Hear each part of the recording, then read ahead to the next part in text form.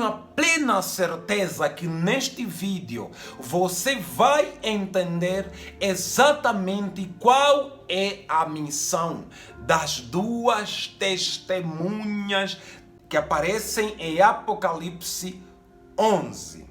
Como vocês já me conhecem, eu não dou volta, então vamos ao vídeo. Inicialmente eu quero lhe convidar a abrir a tua Bíblia em Mateus 23, no versículo 37, onde vai dizer assim a palavra do Senhor: Jerusalém, Jerusalém, cidade que mata profetas e apedreja os mensageiros de Deus. Quantas vezes eu quis ajuntar seus filhos como a galinha protege os pintinhos sob as asas, mas você não deixou. Jerusalém, cidade que mata os profetas e os enviados de Deus, os mensageiros de Deus. Nós vimos que quando aos judeus foi dito que eles eram a cidade que mata os profetas, eles disseram não, que fizeram isso aos nossos pais e nós não faríamos isso. Se Moisés e os profetas viessem naquele tempo, eles não fariam, segundo eles. Mas vimos que isso não era verdade, pois também mataram o próprio Filho de Deus, mataram a Jesus, mataram os seus apóstolos, mataram vários e vários outros discípulos dos apóstolos de Jesus.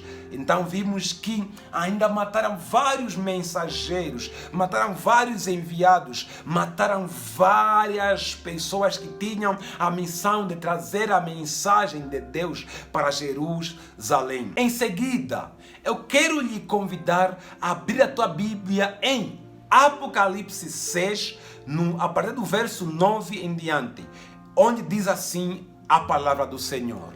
Quando o Cordeiro abriu o quinto selo, vi sob o altar as almas de todos que haviam sido mortos por causa da palavra de Deus e por seu testemunho fiel. Vou repetir. Quando o Cordeiro abriu o quinto selo, vi sob o altar as almas de todos os que haviam sido mortos por causa da palavra de Deus e por seu testemunho fiel. No verso 10, clamavam ao Senhor em alta voz e diziam: ó soberano Senhor, santo e verdadeiro, quanto tempo passará até que julgues os habitantes da terra e vingues nosso sangue?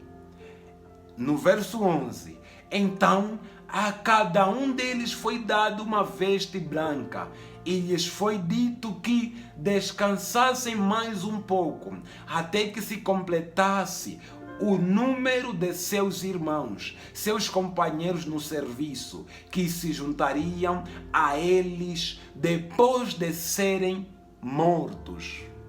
Você percebeu que no momento em que se completassem os mártires de Cristo,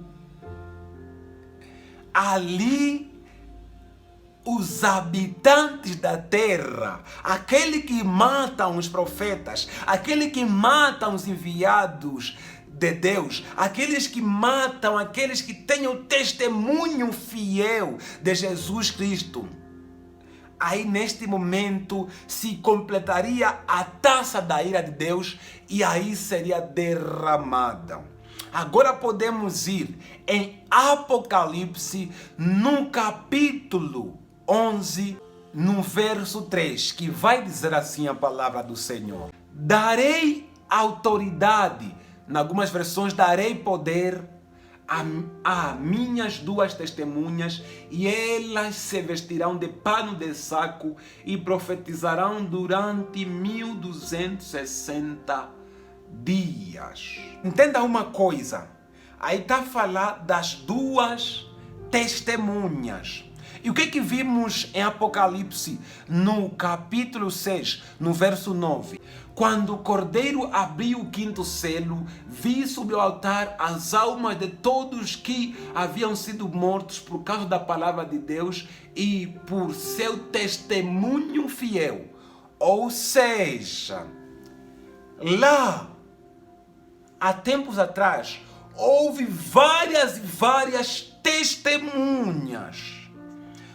Houveram ao longo da história, desde que Jesus Cristo morreu, houveram várias testemunhas de Jesus, desde os apóstolos e os discípulos de Jesus e dos apóstolos. E vamos ver que aí em Apocalipse aparecem mais duas testemunhas, que elas recebem autoridade para profetizarem, para testemunharem por 1260 dias. Ou seja, elas terão um testemunho fiel sobre Jesus Cristo, que Jesus Cristo é o Messias. Então, elas virão essencialmente para mostrar ao povo judeu que verdadeiramente Jesus é o Mashiach, é o Messias. Consegues perceber? Então, a mensagem delas é carregada de arrependimento, vergonha, exortação, anúncio para que as pessoas, principalmente os judeus, crescem que Jesus é o Messias e se entregassem a Ele, pois estará próximo o momento em que a sétima taça será derramada, a ira de Deus será derramada, o julgamento de Deus virá sobre os habitantes da terra. Você entendeu qual é a missão das duas testemunhas?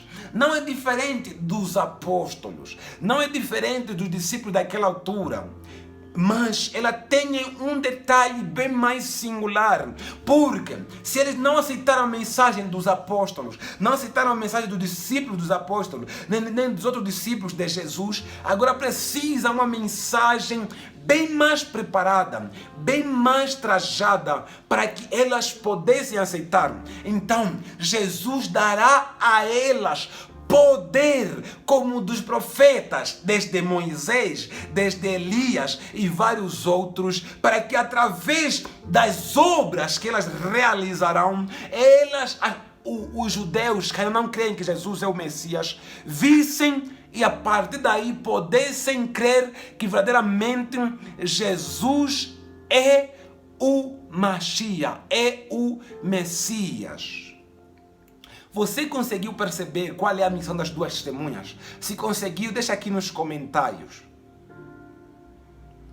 Mas também quero lhe deixar claro que, embora elas tenham um dos pilares, a missão de introduzir, de fazer perceber aos judeus que Jesus é o Messias, essa não é a única missão. Pois elas também estarão reformando a igreja.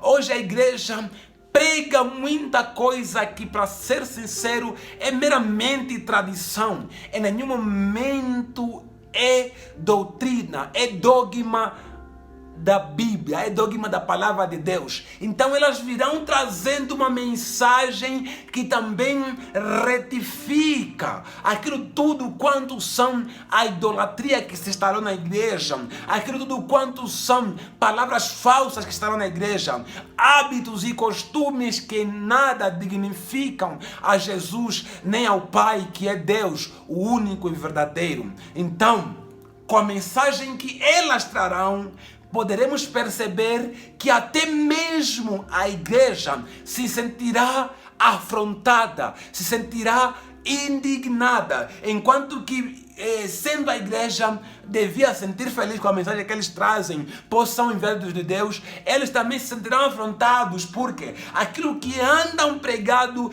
em muito não será verdade, e as duas testemunhas revelarão que aquela mensagem que eles tenham pregado não é mensagem de Deus. Então nisso vamos perceber que as duas testemunhas não só serão odiadas pelos judeus, mas também por vários povos que estão à volta do mundo, desde islamitas, desde os ditos cristãos, mas que estão de alguma maneira desviados e odiarão aquelas duas testemunhas, pois a praga que elas darão também cairá sobre elas. Você percebeu agora Eu creio que você percebeu. Se você percebeu, diga aqui nos comentários. Amém. Que venham as duas testemunhas. Comenta aqui, diga que venham as duas testemunhas.